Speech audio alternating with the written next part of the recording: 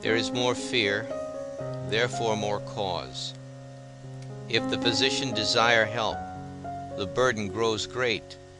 There is a growth of the disease then, but there must be an autumn too.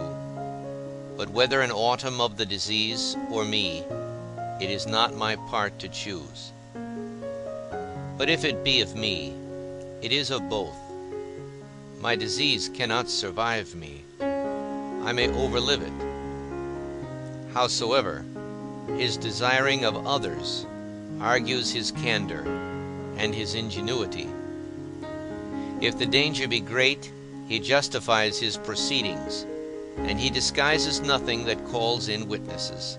And if the danger be not great, he is not ambitious, that is, so ready to divide the thanks and the honor of that work which he begun alone with others. It diminishes not the dignity of a monarch that he derive part of his care upon others. God hath not made many sons, but he hath made many bodies that receive and give light. The Romans began with one king. They came to two consuls. They returned in extremities to one dictator. Whether in one or many, the sovereignty is the same in all states, and the danger is not the more, and the providence is the more, where there are more physicians. As the state is the happier, where businesses are carried by more counsels than can be in one breast, how large soever. Diseases themselves hold consultations, and conspire how they may multiply, and join with one another, and exalt one another's force so. And shall we not call physicians to consultations? Death is in an old man's door. He appears and tells him so. And death is at a young man's back, and says nothing. Age is a sickness, and youth is an ambush. And we need so many physicians as may make up a watch and spy every inconvenience. There is scarce anything that hath not killed somebody. A hair, a feather hath done it. Nay, that which is our best antidote against it hath done it. The best cordial hath been deadly poison. Men have died of joy, and almost forbidden their friends to weep for them, when they have seen them die laughing. Even that tyrant Dionysius, I think the same that suffered so much after, who could not die of that sorrow, of that high fall, from a king to a wretched private man, died of so poor a joy as to be declared by the people at a theater that he was a good poet. We say often that a man may live of a little, but alas, of how much less may a man die? And therefore the more assistance the better. Who comes to a day of hearing, in a cause of any importance, with one advocate? In our funerals we ourselves have no interest. There we cannot advise, we cannot direct, and though some nations, the Egyptians in particular, built themselves better tombs than houses because they were to dwell longer in them, yet amongst ourselves the greatest man of style whom we have had, the conqueror, was left as soon as his soul left him, not only without persons to assist at his grave, but without a grave. Who will keep us, then, we know not, as long as we can. Let us admit as much help as we can. Another and another physician is not another and another indication and symptom of death, but another and another assistant and proctor of life. Nor do they so much feed the imagination with apprehension of danger as the understanding with comfort. Let not one bring learning, another diligence, another religion, but every one bring all. And as many ingredients enter into a receipt, so may many men make the receipt. But why do I exercise my meditation so long upon this, of having plentiful help in time of need? Is not my meditation rather to be inclined another way, to condole and commiserate their distress who have none? How many are sicker, perchance, than I, and laid in their woeful straw at home, if that corner be a home, and have no more hope of help, though they die, than of preferment, though they live? Nor do more expect to see a physician then, than to be an officer after, of whom the first that takes knowledge is the sexton that buries them, who buries them in oblivion too. For they do but fill up the number of the dead in the bill, but we shall never hear their names, till we read them in the book of life with our own. How many are sicker, perchance, than I, and thrown into hospitals, where, as a fish left upon the sand must stay the tide, they must stay the physician's hour of visiting, and then can be but visited. How many are sicker, perchance, than all we, and have not this hospital to cover them, not this straw to lie in, to die in, but have their gravestone under them, and breathe out their souls in the ears and in the eyes of passengers, harder than their bed, the flint of the street, that taste of no part of our physic, but a sparing diet, to whom ordinary porridge would be julep enough, the refuse of our servants bezoar enough, and the off-scouring of our kitchen tables cordial enough. O my soul, when thou art not enough awake to bless thy God enough for his plentiful mercy in affording thee many helpers, remember how many lack them, and help them to them, or to those other things which they lack as much as them. Seventh Expostulation. My God, thy blessed servant Augustine begged of thee that Moses might come and tell him what he meant by some places of Genesis. May I have leave to ask of that Spirit that writ that book, why, when David expected news from Joab's army, 2 Samuel 18, verse 25, and that the watchman told him that he saw a man running alone, David concluded out of that circumstance that if he came alone he brought good news? Footnote. So all but our translation takes it, even Bookstore and Schindler. End footnote. I see the grammar. The word signifies so, and is so ever accepted good news. But I see not the logic nor the rhetoric, how David would prove or persuade that his news was good because he was alone, except a greater company might have made great impressions of danger, by imploring and importuning present supplies. Howsoever that be, I am sure that which thy apostle says to Timothy, only Luke is with me, 2 Timothy 4, verse 11. Luke, and nobody but Luke, hath a taste of complaint and sorrow in it.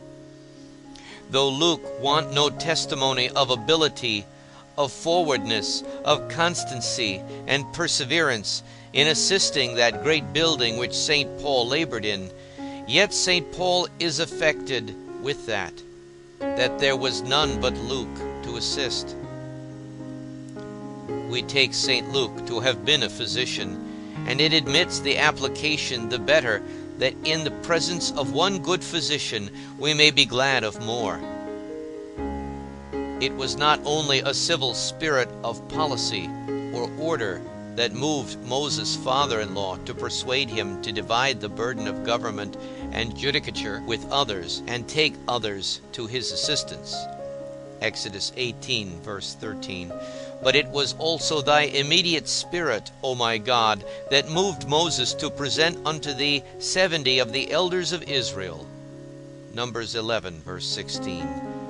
To receive of that spirit, which was upon Moses only before, such a portion as might ease him in the government of that people. Though Moses alone had endowments above all, thou gavest him other assistants. I consider thy plentiful goodness, O my God, in employing angels more than one in so many of thy remarkable works. Of thy Son thou sayest, let all the angels of God worship him. Hebrews 1, verse 6. If that be in heaven, upon earth he says that he could command 12 legions of angels. Matthew 26, verse 53. And when heaven and earth shall be all one at the last day, thy Son, O God, the Son of Man, shall come in his glory, and all the holy angels with him. Matthew 25, verse 31. The angels that celebrated his birth to the shepherds. Luke 2, verses 13 and 14. The angels that celebrated his second birth, his resurrection, to the Marys. John 20, verse 12, were in the plural, angels associated with angels.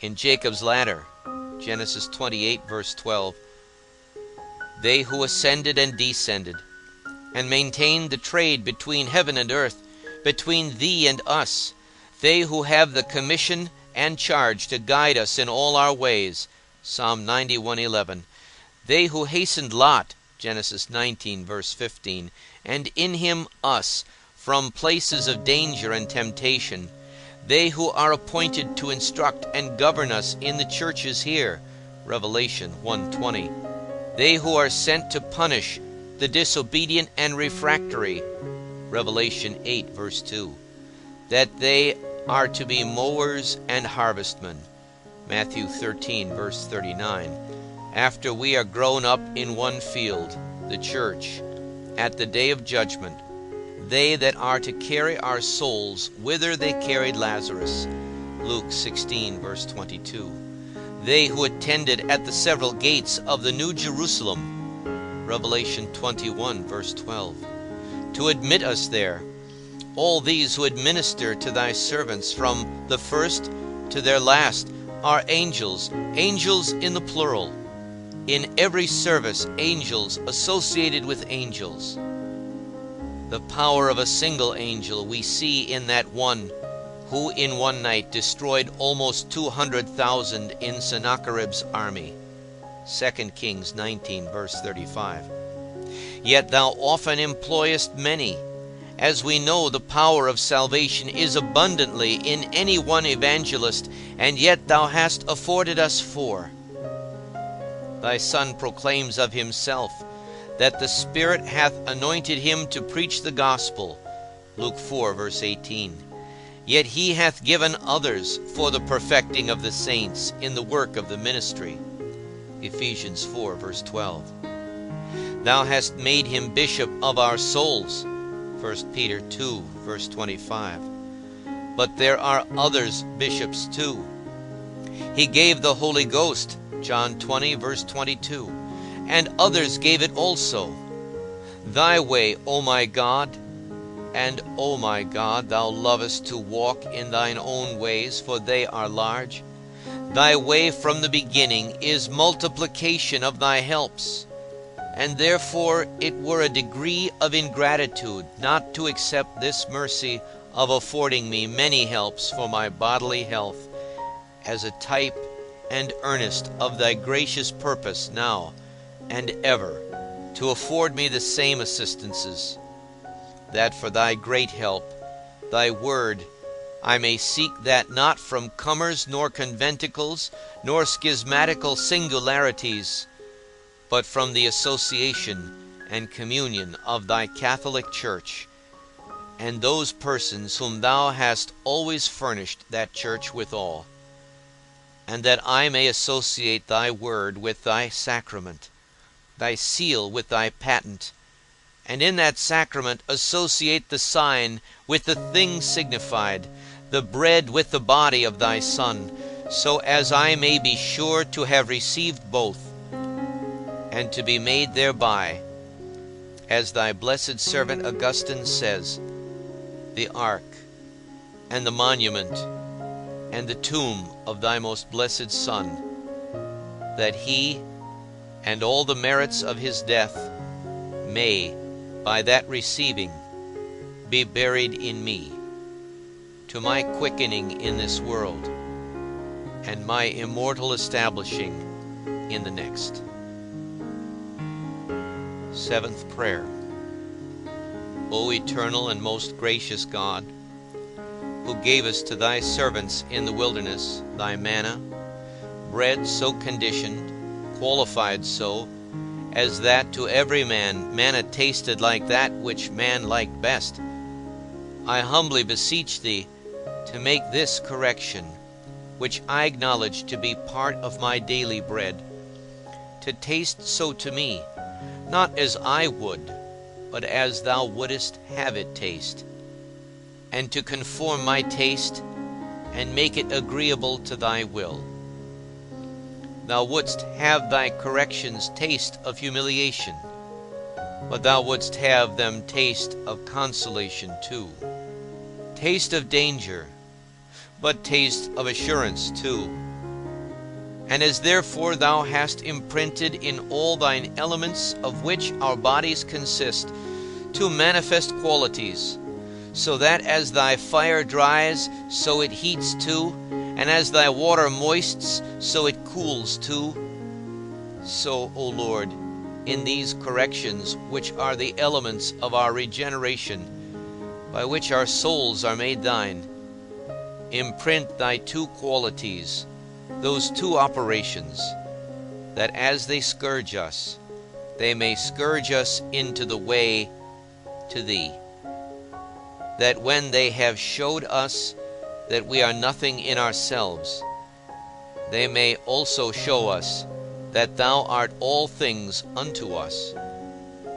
When therefore in this particular circumstance, O Lord, but none of thy judgments are circumstances, they are all of all substance of thy good purpose upon us, when in this particular, that he whom thou hast sent to assist me desires assistance to him, thou hast let me see in how few hours thou canst throw me beyond the help of man. Let me, by the same light, see that no vehemence of sickness, no temptation of Satan, no guiltiness of sin, no prison of death, not this first, this sick bed, not the other prison, the close and dark grave, can remove me from the determined and good purpose which thou hast sealed concerning me. Let me think no degree of this thy correction casual, or without signification, but yet when I have read it in that language as a correction, let me translate it into another and read it as a mercy. And which of these is the original, and which is the translation? Whether thy mercy or thy correction were thy primary and original intention in this sickness, I cannot conclude, though death conclude me, for as it must necessarily appear to be a correction, so I can have no greater argument of thy mercy than to die in thee, and by that death to be united to him who died for me.